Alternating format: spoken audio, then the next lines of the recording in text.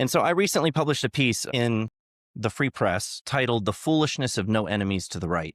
And this was a response to this idea, I think a very toxic idea, that, we shouldn't have anybody to the right of us or on the right side of the aisle that we engage with in a confrontational way, because what that does is it just sows up discord within our own ranks, and then we can't effectively fight the left. Now that sounds perfectly reasonable to me. Like on the surface, it's just this idea that if you're engaged in infighting, well, then you're not fighting the real enemy, right? Well, I think that's short-sighted for a couple of reasons. I think that if you think of bad ideas like cancer, cancer spreads if left untreated, and it eventually kills the host. And so you can't just ignore it.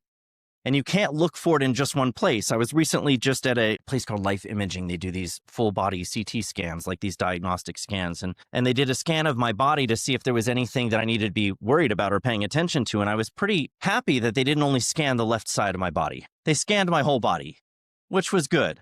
There might have been something on the right side that would have been missed if they had only scanned the left. And that's what I was trying to draw attention to in this piece, is this idea that, there can only be bad ideas on one side. The left is our enemy. We have to fight them. Well, certainly that's true, because they have ideas that are opposed to our worldview, right?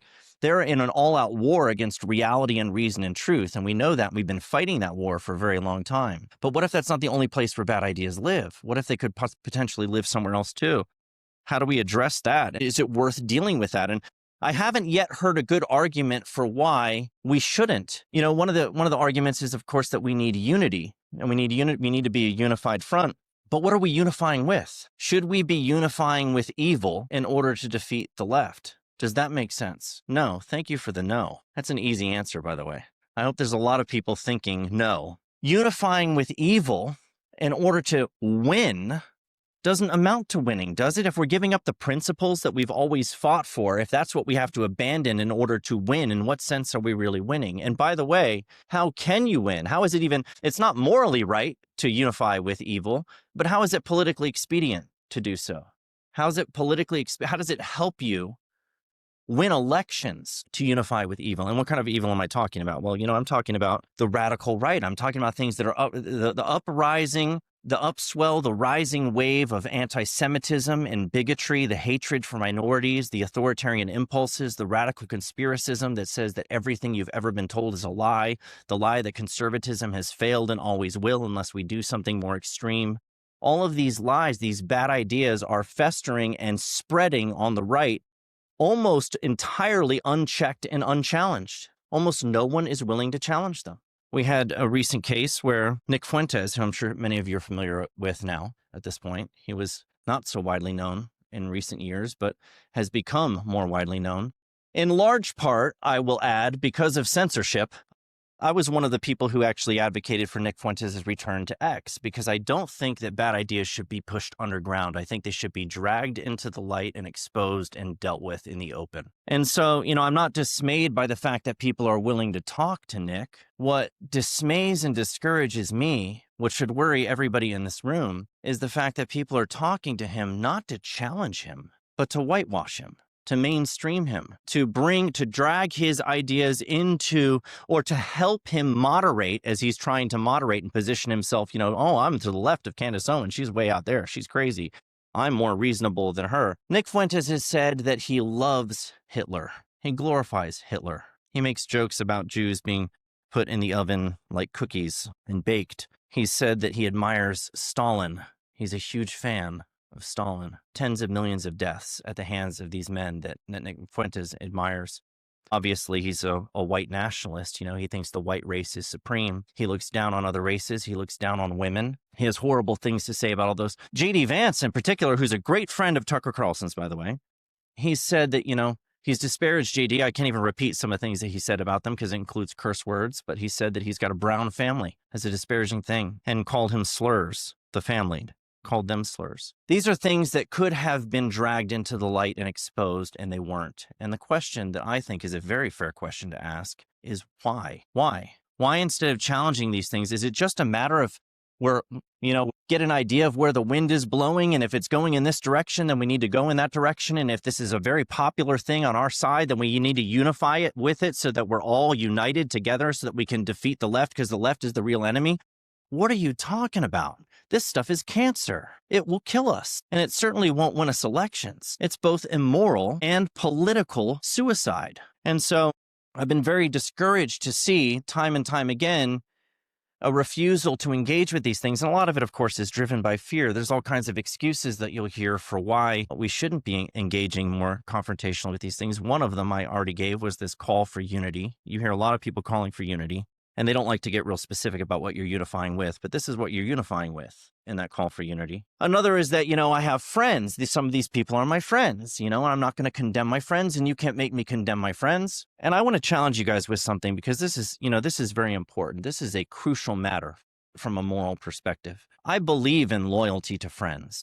I think that we should, when we have close relationships with people that we care about and that we love, we should have loyalty to them. But, one of the ways of loving people that you care about is to confront them with the truth, is it not? And when you have friends of yours who are going down a dark path, isn't the right thing to do to try to correct them and turn them back onto the right path, and not to encourage or affirm them or overlook it and turn a blind eye to it and allow them to just continue down the wrong path, especially if they have a very powerful and influential voice in a massive audience? Don't you have some moral obligation to challenge that? I think we should be willing to lose friendships for the sake of what's good and true.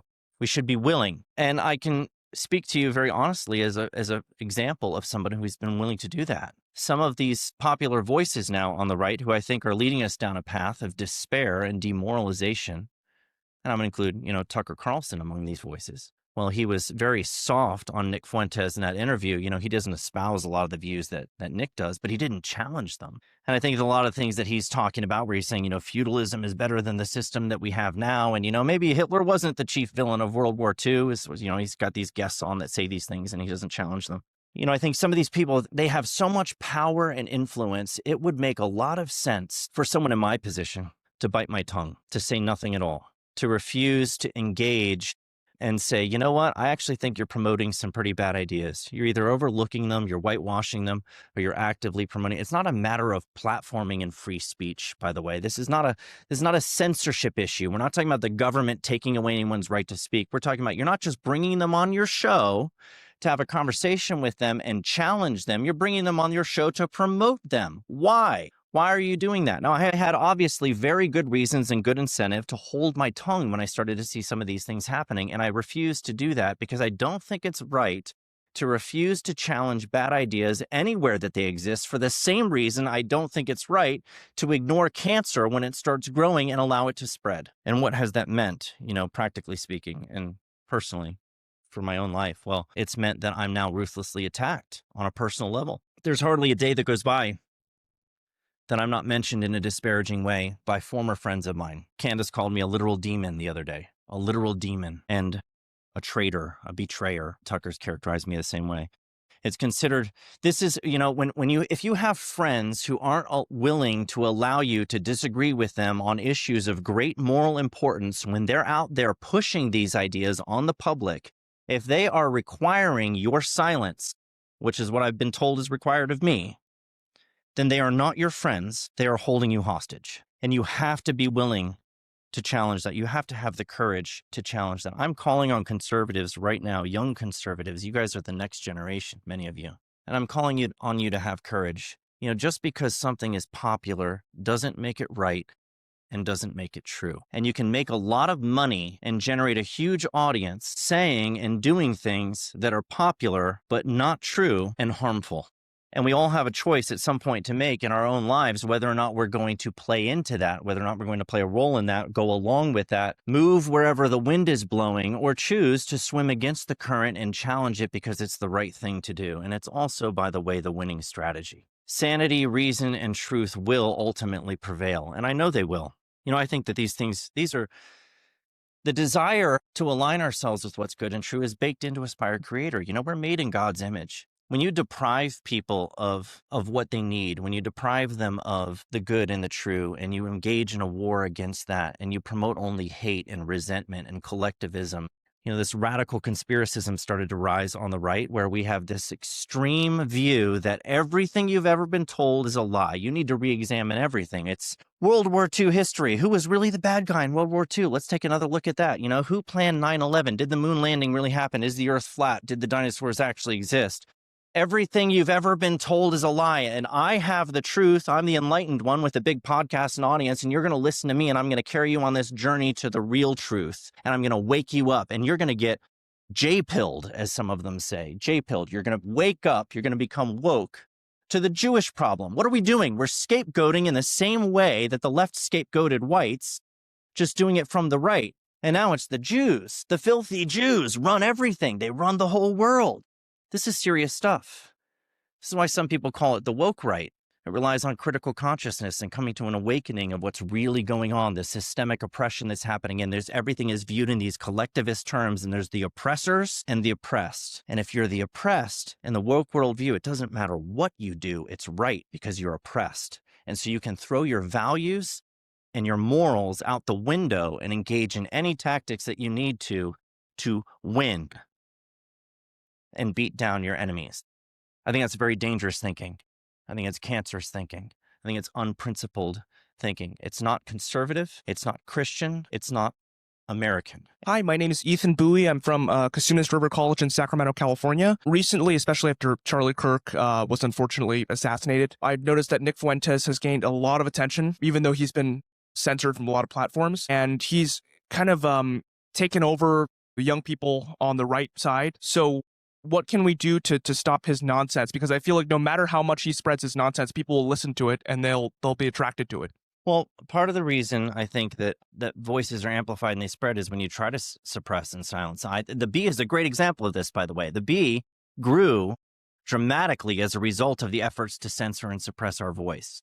And I think part of what happened, with Nick is that you had an effort to stamp him out, deplatform him on all take away his ability to monetize, take away his ability to bank or whatever, take away his platforms where he could do his show. And the idea was that would stamp out his bad ideas. But what it actually did was attract a lot of people to him because people were curious, well, what is it that I'm not allowed to hear? And it's also just it's counter to my values because I believe in free speech. I believe that people should be able to say even horrible things, as long as they're lawful, of course. I'm not talking about, death threats or something like that. I'm talking about lawful speech, including what is considered hate speech often on the left, which they want to censor, is still free speech under the First Amendment.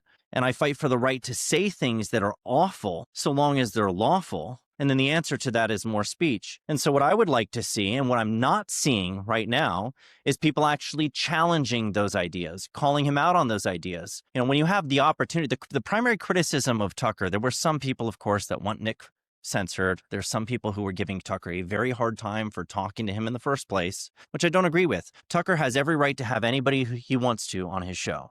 That's his freedom. He has that freedom. But he also, I think, has a moral obligation, if he actually cares about what's good and true, to challenge the bad ideas when he has the opportunity and he's sitting face to face with somebody who's promoting them, challenge them aggressively. That would have done He could have exposed Nick, and instead he promoted him. And so my answer to your question would be, expose the bad ideas. Don't whitewash them. Don't sweep them under the rug. Don't just allow people to moderate and seem more reasonable than they are. Challenge them on what they've actually said. Push back on their ideas and promote the truth. Otherwise, people are going to think that you agree with them. Why would you want to give anyone that impression? Thank you. My name is Austin. I go to UC Irvine, and I wanted to ask you a question. First, I'd like to say thank you so much for the courage to stand here and say ideas that are sadly less popular now on the right. I hate that it is unpopular to say that Hitler was a bad person, which makes me very depressed. But there was one aspect of this. I don't know that it's unpopular. On the internet, you'll get dragged for saying Hitler was a bad person, yes. But yes. I don't think generally out there in the real world, the online world trickles into the real world. Those views are overrepresented in the online space where you have these anonymous trolls who are willing to say all of these things. You go meet real people. There's not so many fans of Hitler out there in the real world. Yes, but there was an aspect of the speech that I am somewhat frustrated with, and that it was not given earlier, years earlier.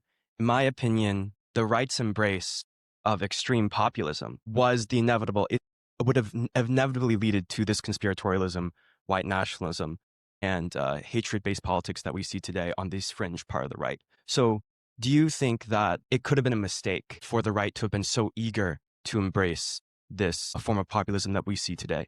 You're talking about like Trump's populism, like MAGA agenda. You're talking about that? Yeah, I don't know that I agree with that. I think Trump is one of the strongest voices for reason on these issues of anybody. You know, you remember the Charlottesville lie when the left was trying to get Trump and cut his words out of context to try to make it sound like he was saying there's good people on both sides, referring to, like, neo-Nazis and white nationalists. They truncated his comment because the way that what he actually finished saying was, and I'm not talking about the neo-Nazis and the white nationalists. They should be condemned totally. Trump is in these people's way. He's not opening the floodgates to this. He's standing firmly in the way of all this bigotry and anti-Semitism. And they've now decided that they need to go beyond Trump and move past Trump in order to advance their agenda.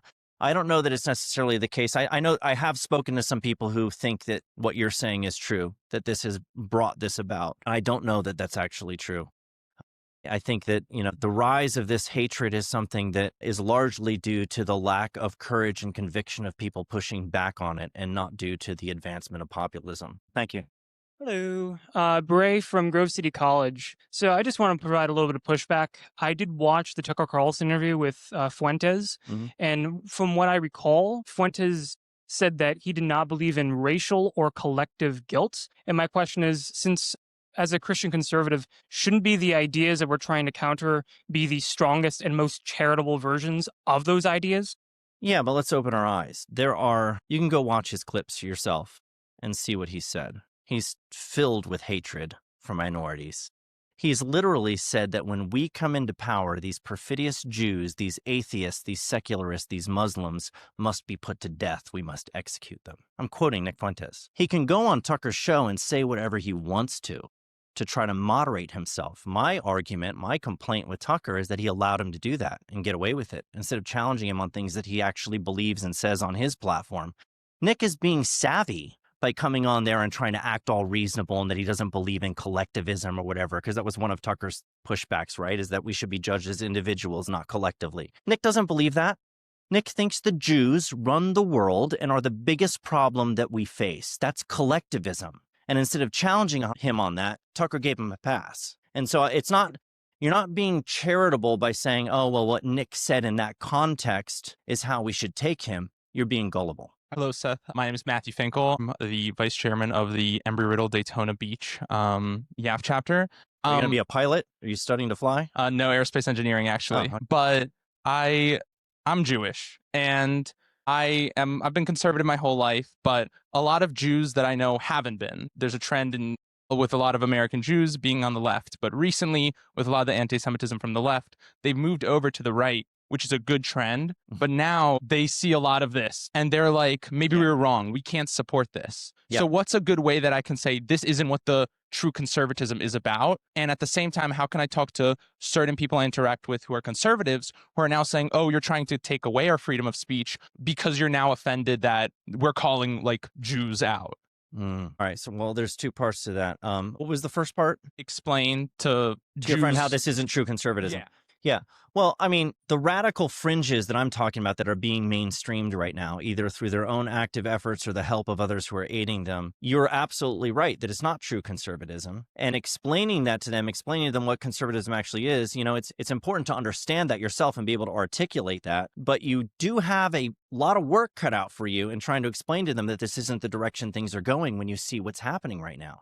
I think there are some encouraging signs. A good friend of mine, Allie Stuckey, just spoke out about some of this stuff recently in a recent post that she made. She posted an almost hour-long video addressing some of the terrible ideas. The Heritage Foundation got hit really hard when they came out, defending this whole conversation with Nick Fuentes and decrying everyone who objected to it as being part of a venomous coalition. They then had to backtrack because they faced so much pressure.